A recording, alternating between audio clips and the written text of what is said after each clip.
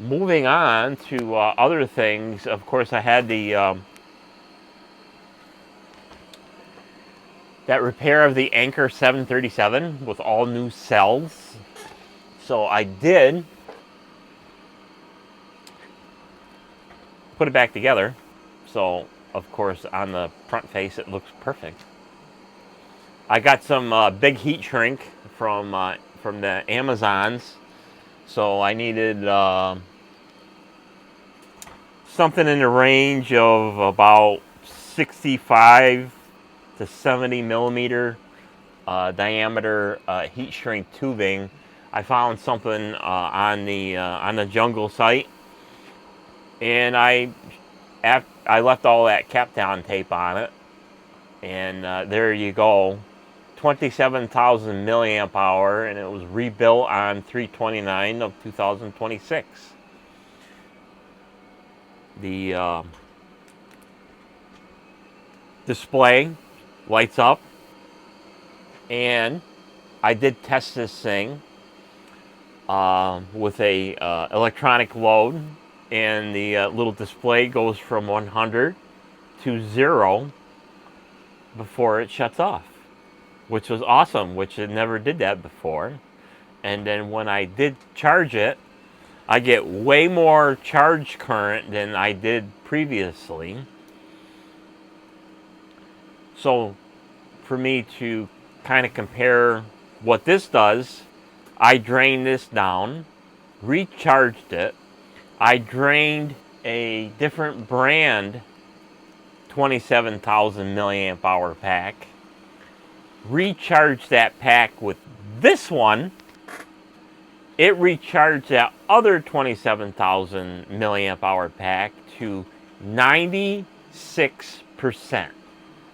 So that tells me that this performs very well with the mindset of, there are some losses with this thing, but to charge another 27,000 milliamp hour pack from 0 to 96% before this went into low voltage shutdown, that's pretty damn good, and it's better than factory.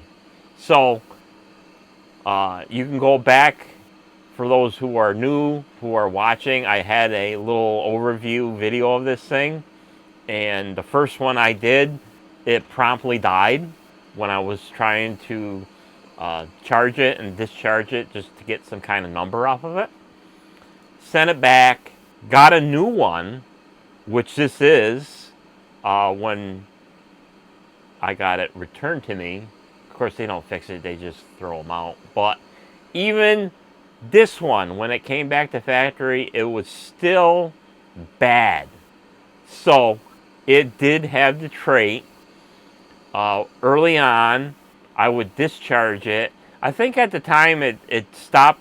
It went into shut off protection mode, like at 20, 30% or something like that, and it maintained that for a little while until as of this year, where I would use it and it would shut down at 40%. As time went on, went up to 41%, 42%. Basically, it was getting to the point where the thing was becoming useless. So, of course, I had the live streams of me taking it apart and determining what was wrong with the cells. All 6 cells were good, except for one. It was undercharged, and the built-in BMS in it would not bring it back up on its own. So that cell, which I don't know which one it is, continued to decline.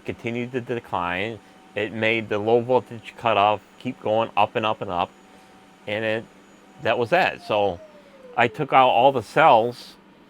I just discharged them all, charged them, and then I discharged every single one of these at like 15 amps, which was the maximum amperage continuous current these things are capable of producing.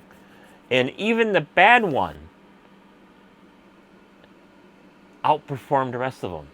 which is odd. So each one is 4,000 or 4 amp hour. The one that was supposedly bad, or I should say undercharged, was a little bit better than 4,000. So I have a bunch of spare 21700s. Of course, when I put all brand new mole cells in here, these were all 4500s that I put in here. So it raised the capacity from 24,000 milliamp hours to 27,000 milliamp hours, and it works perfect.